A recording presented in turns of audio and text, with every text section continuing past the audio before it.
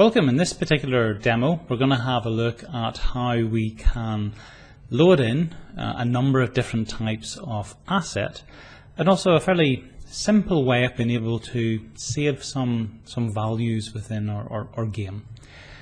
So in terms of the code that is provided, it's within the demos.storage folder is the context for us. And we want to have a look at assets test and fragment and shared preferences test and fragment.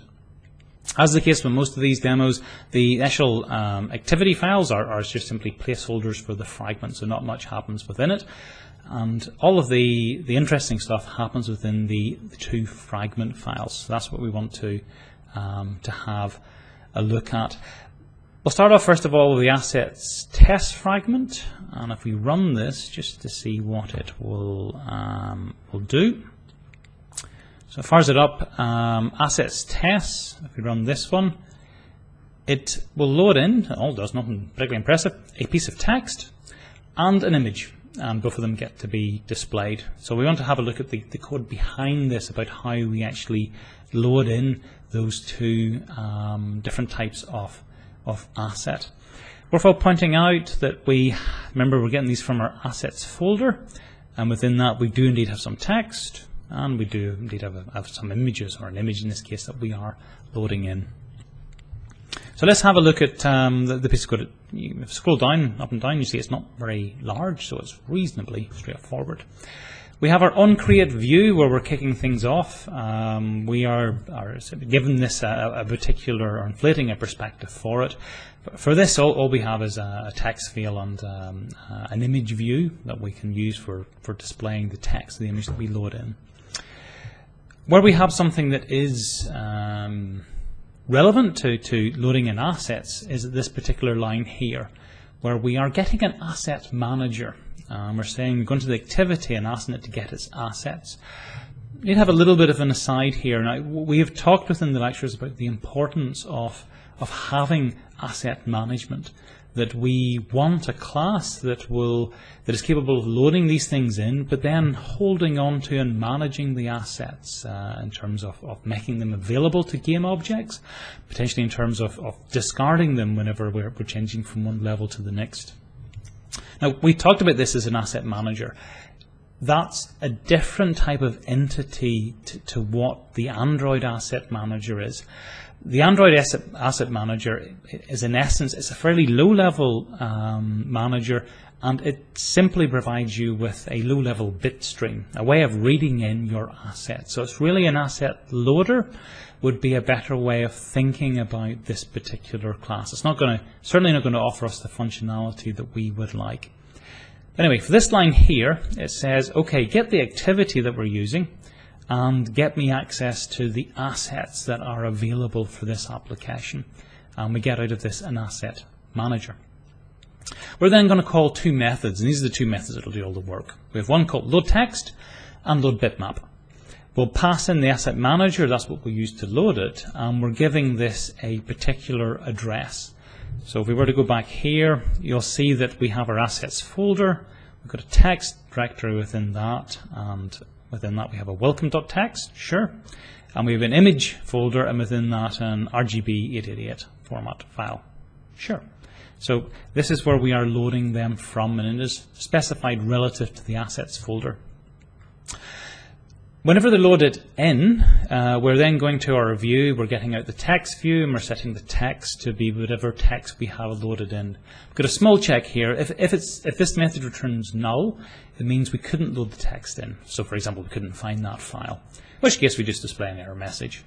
For the image view, again, we get that particular component, and provided we have a bitmap that isn't null, in other words, we could load it in, then we set that to be the view on that image view component. So fairly straightforward. Let's have a look then at the two methods that do all of the loading. First one up is our load text method. Oops, it's reasonably straightforward, all fits in one screen. We are loading in the text from a file as one big string. You probably don't want to do that. depending upon what you have saved now, in a text file you may have some level description, or there may be some other information within it.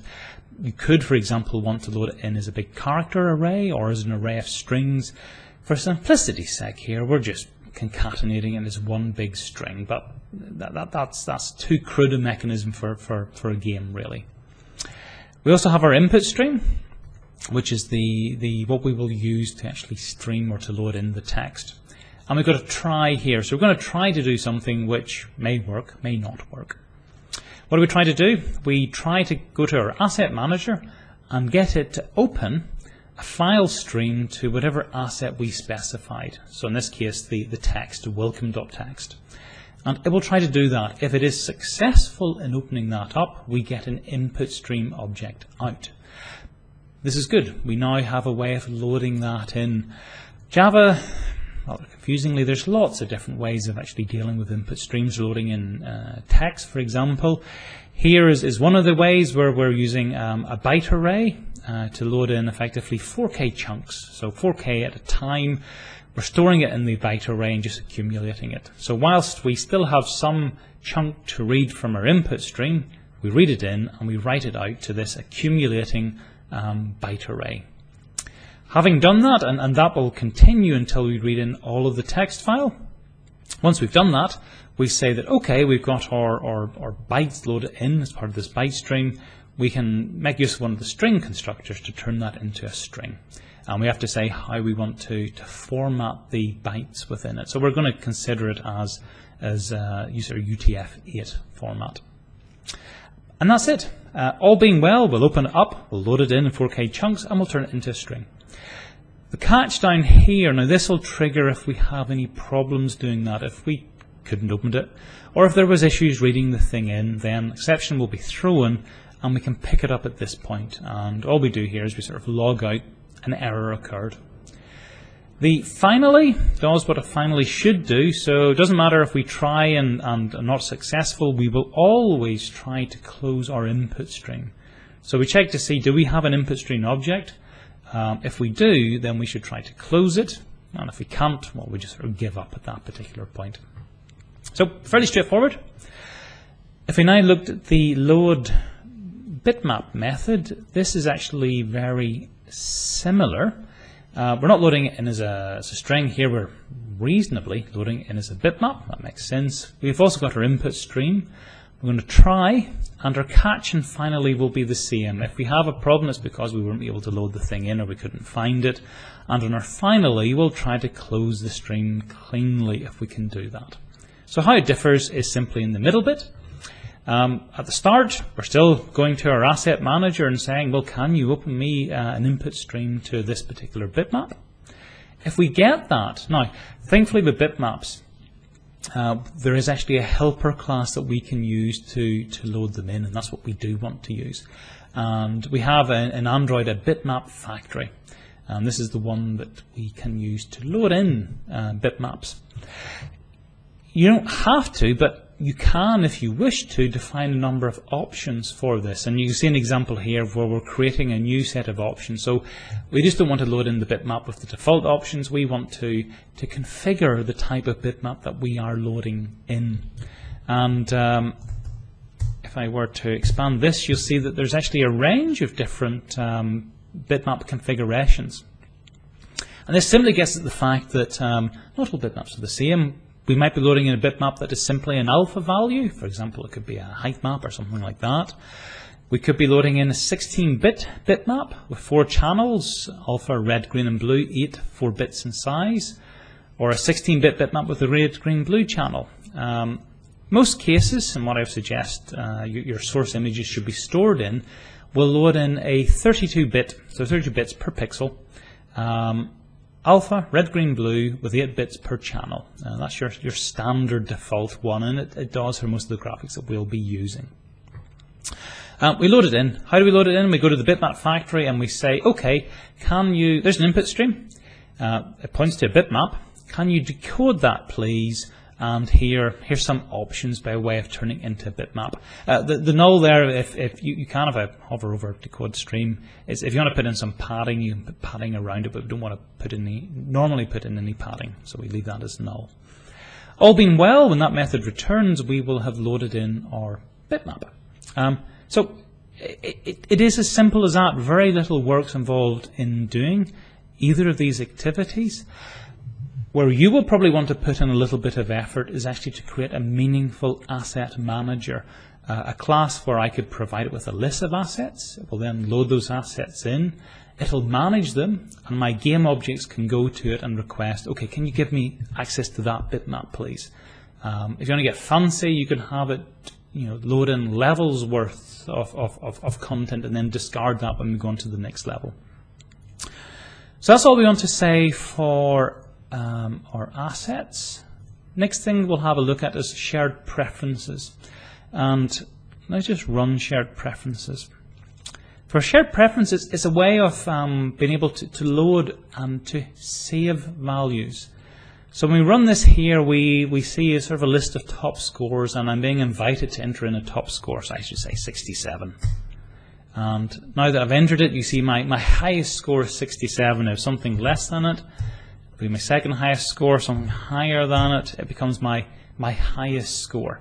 So it's a way of updating my top scores. Now, if I were to quit out, in fact, this pops up, to entirely discard this, so we've got rid of it, and I then restart my demo and go back into my shared preferences, you see it has remembered the score. So what we have stored within our shared preferences persists across multiple runs of the particular program. And we could carry on updating this as we see fit. So we could use this as a way of remembering top scores. The name of the class is, as has been mentioned here, shared preferences. So notionally what it is intended to do is a way of actually sharing preferences.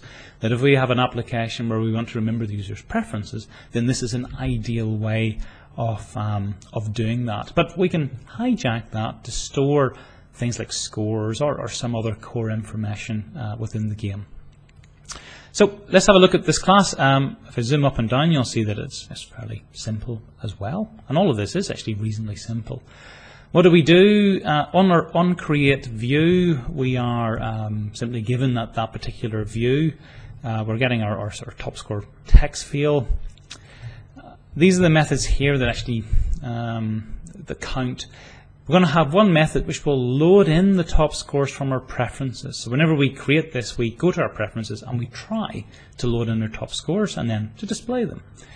We've got an edit text, which is the thing I was typing my top scores into. We get that and we add in an action listener to that. So whenever I enter in and sort of accept or add a new value to it, we will call this particular method. This method tries to take what I've entered in and parse it as an integer, then sets the text to be 0 just to clear out the thing I've typed in, and then updates or considers an update of the top scores to see if I've typed in something that is a new top score. If so, then we save them. We say we have a new top score, right, we might as well push this out then to our preferences and also update the top scores as they are displayed above. So this is simply our interface logic, all very straightforward.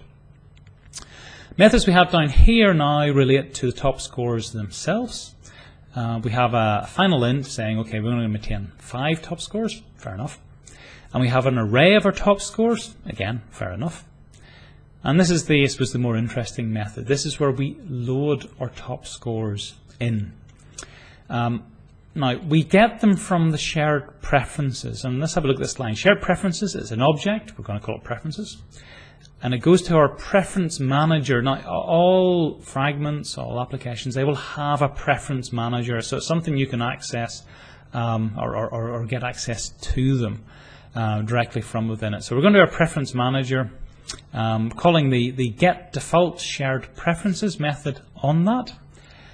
And I suppose the name gives a bit away here, get default. Now, you can actually have different types of preferences. All apps themselves will have a default set of shared preferences, but if you had a particular activity or a fragment where you wanted it to maintain its own preferences, you could do that. From a point of view, just using the preferences for the game is good enough.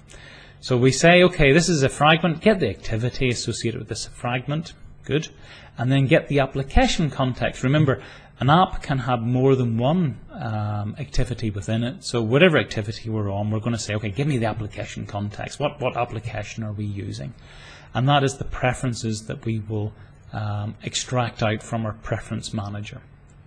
So we'll call that static method. We'll get out our preferences, and we can then use that to get our top score. So here we can see we're iterating over each of the scores, and we're setting our array equal to preferences get int. So we're going to our preferences object, and we're saying I want you to get me out an int, and that I should say here preferences, they store thing in terms of a key value pairing, so it's a map. Even though we're getting out an int, that int will have a name, so we give in the name for that particular int. And here the name is going to be top 1, top 2, top 3, top 4, top 5. That's the name of the particular preference that we give for our top scores. So we say, okay, give me out an int. The int is going to be called top 1. And if you can't find it, because maybe it's not there, just return me a value of 0. So this is our default value that we get out. So we'll iterate it through, we'll try to find it, we'll take it out, we'll store it, or give us a default value of 0. Save top scores is the other way around. Actually, before I do that, let me just show you here. So if I had my preferences and I did get, you can see get float, get int, get long, get string. So that there's our string set. There's different methods or different types of preferences we can pull out. For save top scores, we get exactly the same set of preferences. We want to share our preferences, so it's gotten exactly the same way. For storing it, it's a little bit different.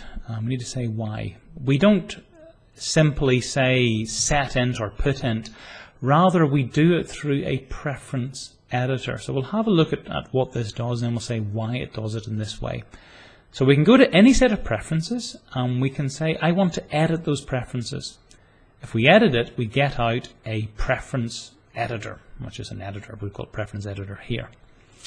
And we're then going through each of our scores, and we're going to our editor, and we're saying we want to put in a new int.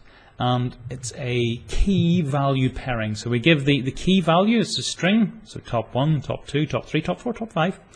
And then we say what is the value associated with that particular key. And there we say, well what is our top second, third, fourth score.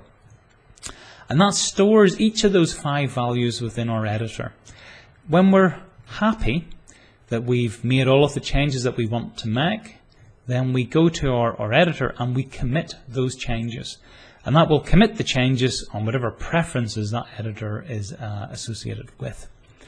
Now the reason they have that sort of step of indirection is that it's a little bit more efficient.